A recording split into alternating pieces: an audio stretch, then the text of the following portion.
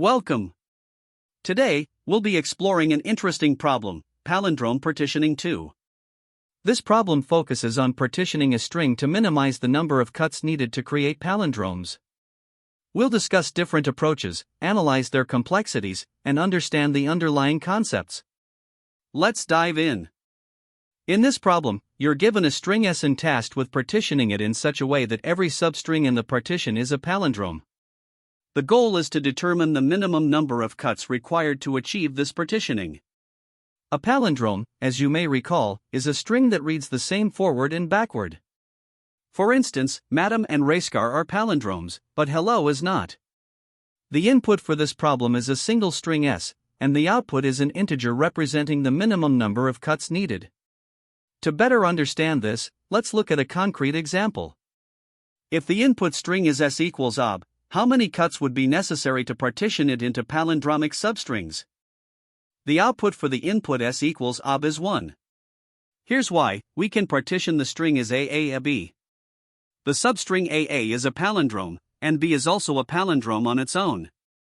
This partition requires just one cut, which is why the output is 1. Now, consider another example. If the input string is S equals A, what happens in this case? The output is 0 because the string N is already a palindrome. Since no cuts are needed, the result is 0. To elaborate on the previous example, when the input string is S equals A, no cuts are required because the string is already a palindrome. Now let's look at another scenario where the input is S equals AB. In this case, the output is 1 because the string AB is not a palindrome as is, but it can be partitioned into a B.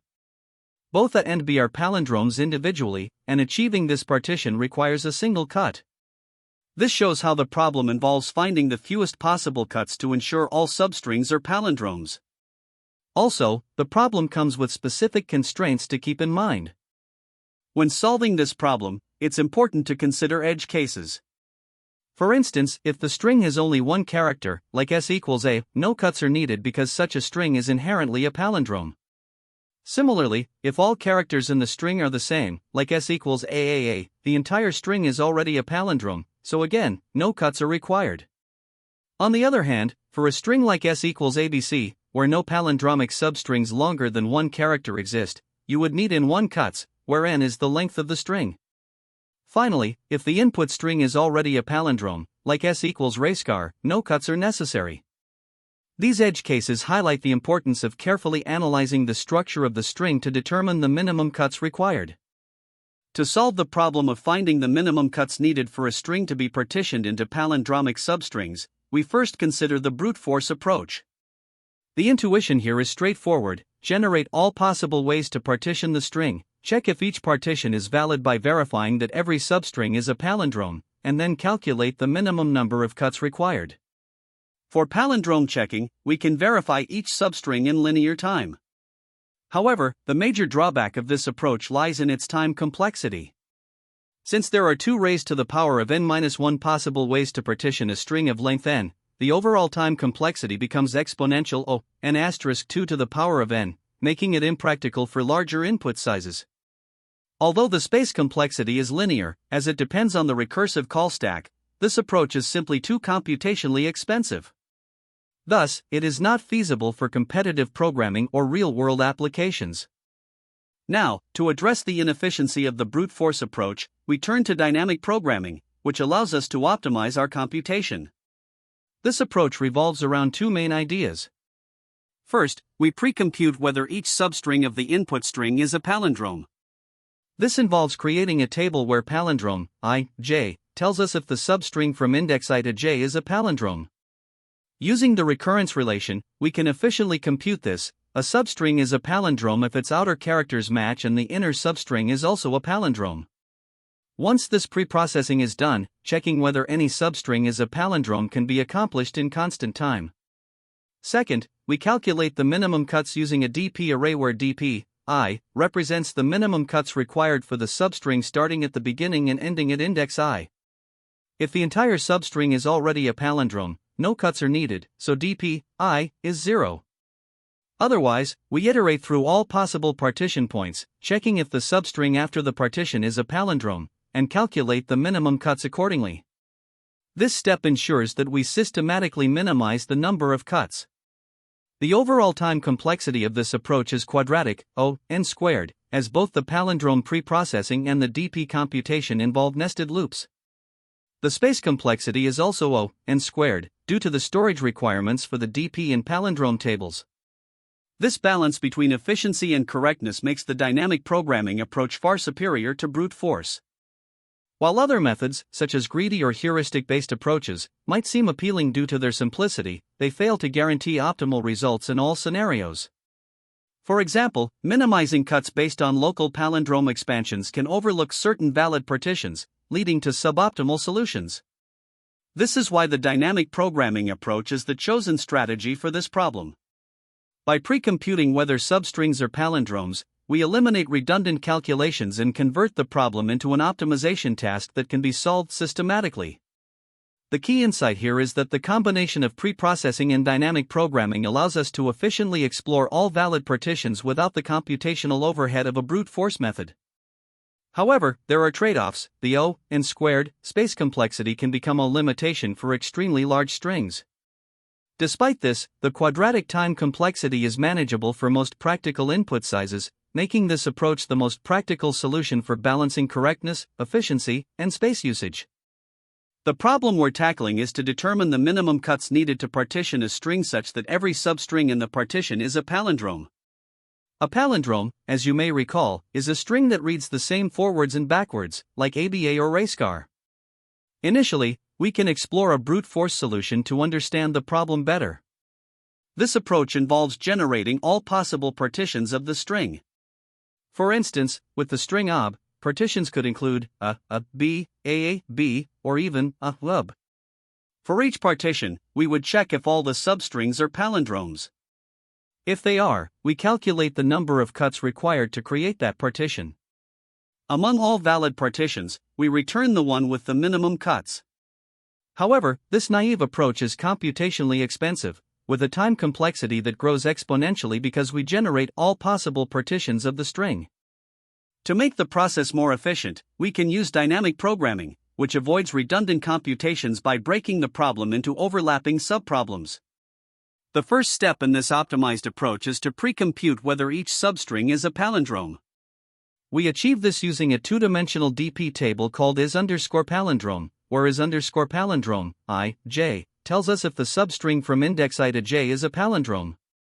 The base cases for this table are simple. Single characters are always palindromes, so is_palindrome, I, is true.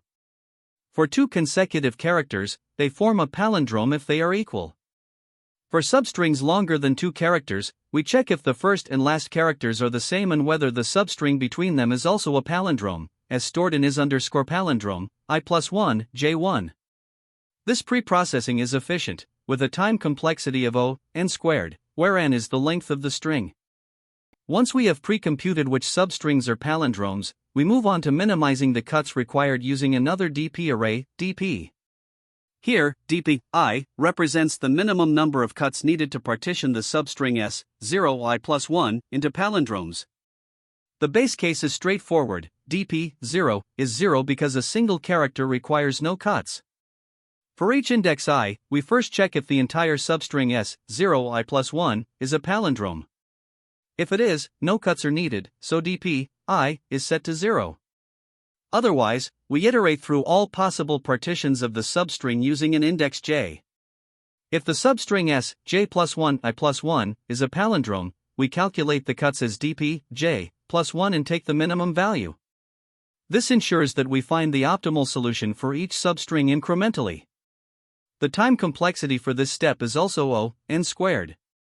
The key to this algorithm's efficiency lies in two main insights. First, we optimize palindrome checking by pre-computing results in the is_palindrome table, saving time by avoiding redundant checks for every substring. Second, the DP array helps us minimize cuts incrementally. By building on solutions for smaller substrings, we ensure that each value in DP represents the optimal number of cuts needed. Together, these two optimizations reduce the computational overhead significantly. Additionally, certain edge cases need to be considered. For instance, single-character strings require no cuts, and strings that are already palindromes, like racecar, also require 0 cuts. On the other hand, strings with no palindromic substrings, such as ABC, require the maximum possible cuts, which is the length of the string minus 1. To implement this solution, we rely on two key data structures. The first is the is_palindrome table, a two-dimensional Boolean array of size n(x)n, which stores whether substrings are palindromes. The second is the dp array, a one-dimensional array of size n, that stores the minimum cuts required for substrings starting from the first character up to each index.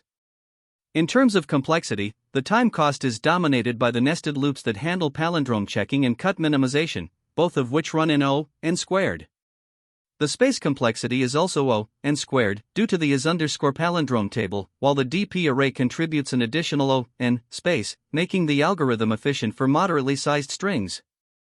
To see how the algorithm works in practice, let's walk through an example with the input string ob. First, we pre-compute palindrome substrings. Single characters like a and b are palindromes, so is_palindrome 0, 0, is_palindrome 1, 1, and is_palindrome 2, 2 are true. The substring AA is also a palindrome, so is_palindrome 0, 1 is true, but ab and ob are not palindromes. Next, we minimize cuts using the dp array. For the first character, no cuts are needed, so dp 0 equals 0. For the substring AA, no cuts are required since it's a palindrome, so dp 1 equals 0. For ob, one cut is needed to partition it into AA and B, so dp 2 equals 1. Thus, the minimum number of cuts required is 1. This solution uses a dynamic programming approach to solve the problem of finding the minimum cuts needed to partition a string into palindromic substrings. First, we pre-compute a 2D Boolean array is_palindrome, where is_palindrome I, j, indicates if the substring s, I, j plus 1, is a palindrome. This is achieved through nested loops. The outer loop iterates over substring lengths, while the inner loop iterates over starting indices. A substring is a palindrome if its first and last characters match, and the substring between them is also a palindrome, or if its length is 1 or 2. Next, we define a 1D array dp to store the minimum cuts required for each prefix of the string.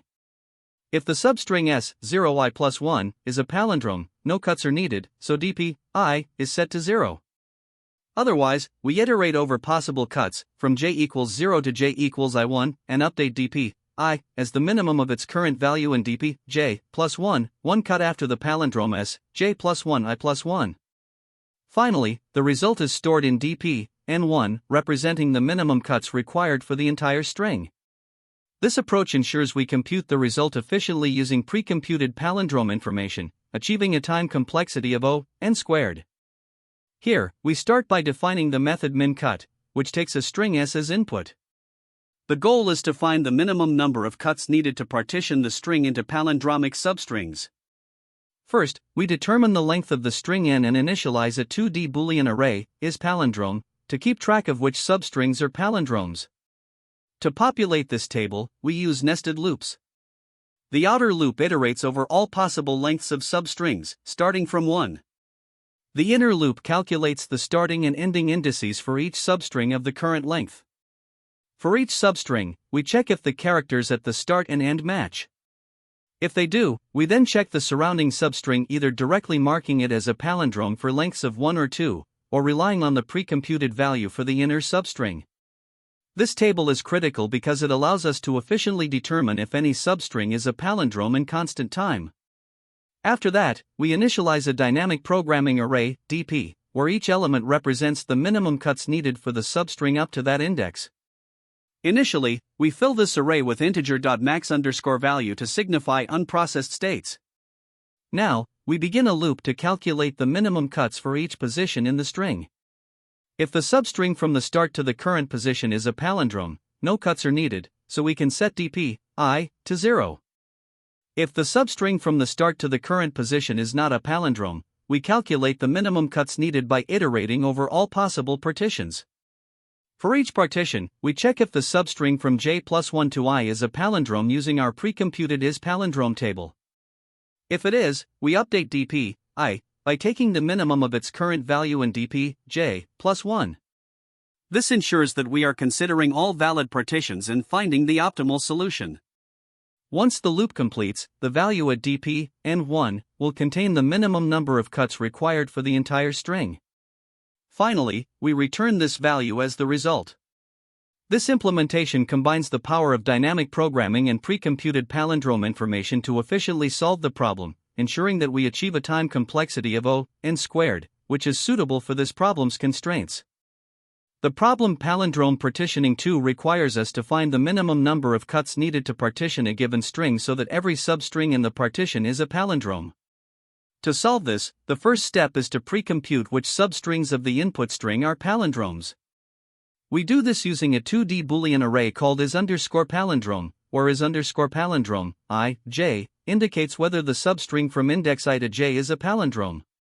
For single-character substrings, we know they are always palindromes, so we mark is_palindrome, 0, 0, is_palindrome, 1, 1, and is_palindrome, 2, 2, as true. Then, we check substrings of length 2. For instance, the substring AA is a palindrome, so we mark is_palindrome, 0, 1, as true, but AB is not, so is_palindrome, 1, 2, remains false. For substrings of length 3, such as ob, the substring is not a palindrome, so is_palindrome, 0, 2, is false. This pre-computation helps us efficiently check palindromic properties in the next steps. The next step is to use dynamic programming to calculate the minimum cuts needed. We define dp, I, as the minimum cuts required to partition the substring s, 0i plus 1, into palindromes. First, we initialize the dp array to infinity, as we are looking for the minimum value.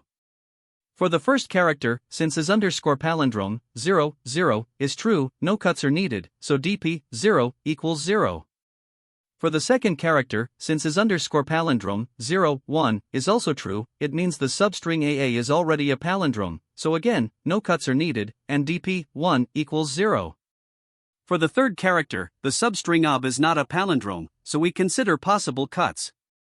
Checking j equals 0, we find that cutting after the first character results in dp, 2, equals dp, 0, plus 1 equals 1.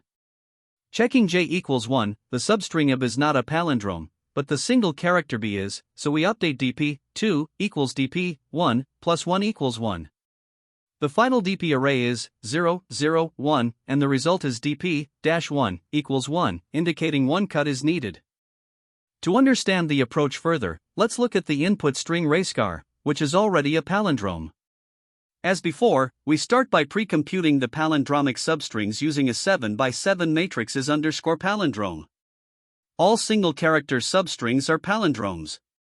Among substrings of length 2, none are palindromes. For length 3, CEC is a palindrome, so is_palindrome, 2, 4, is marked as true. For the entire string, racecar is a palindrome, so is_palindrome, 0, 6, is true. Moving to dynamic programming, the dp array is initialized with infinity. For the first character, dp, 0, equals 0 since no cuts are needed. For the last character, since the entire string is a palindrome, dp, 6, equals 0. The final dp array is 0, 1, 2, 3, 2, 1, 0, and the result is dp, 1, equals 0, meaning no cuts are required to partition the string into palindromes. Now consider the input string ABCD, where no substrings longer than one character are palindromes. As always, we pre-compute the palindromic substrings. Each single character is a palindrome, but no two-character or longer substrings are palindromes. For the dynamic programming step, we initialize dp as float inf *4. For the first character, no cuts are needed, so dp, 0, equals 0. For the second character, we consider cutting after the first, resulting in dp, 1, equals dp, 0, plus 1 equals 1. For the third character, cutting after the first gives dp, 2, equals dp, 0, plus 1 equals 2, and checking further cuts does not improve the result. Similarly, for the fourth character, cutting after the first gives dp, 3, equals dp, 0, plus 1 equals 3, and no other cuts reduce the value.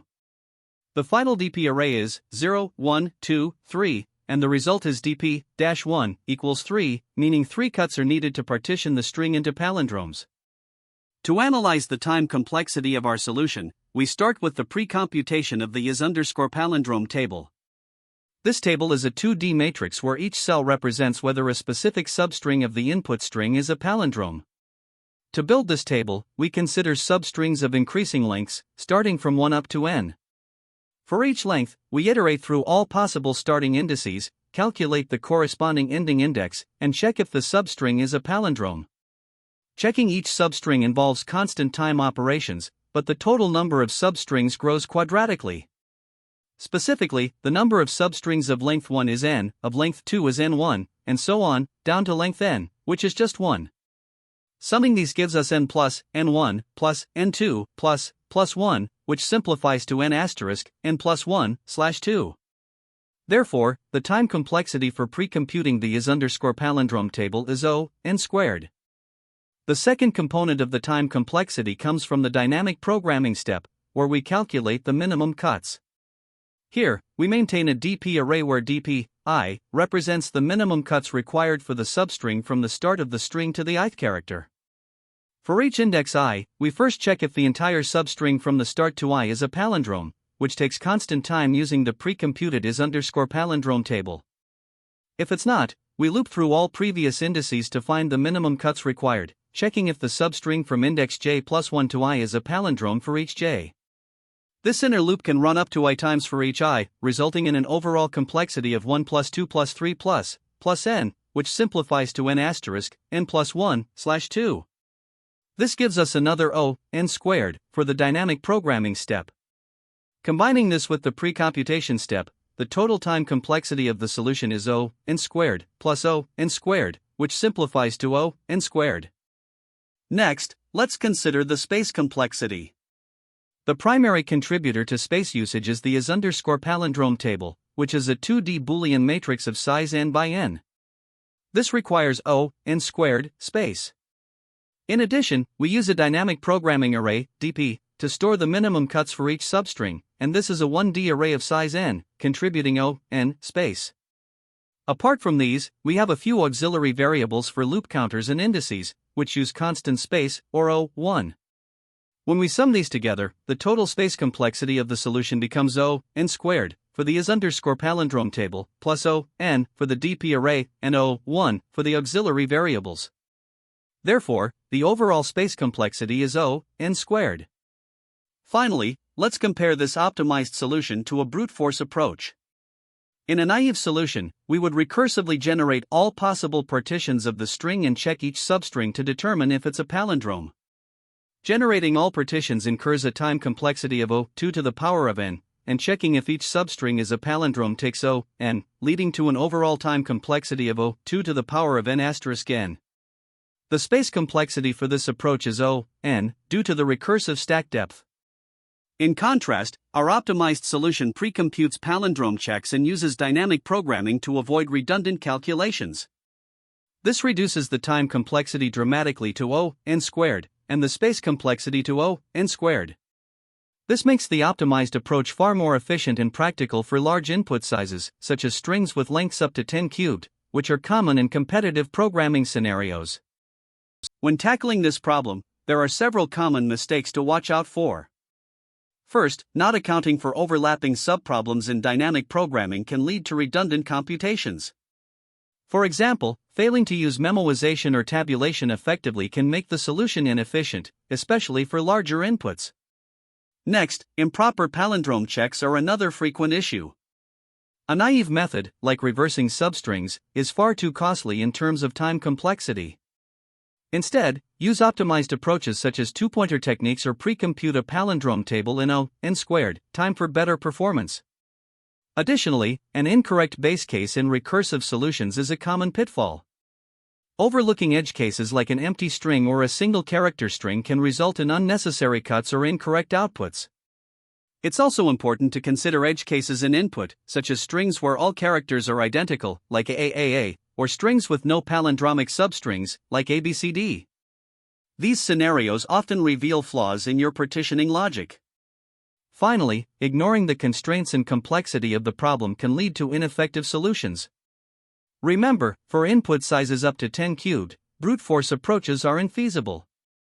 Instead, focus on strategies with n² complexity to handle such constraints efficiently. For interview settings, it's important to focus on a few key aspects of this problem.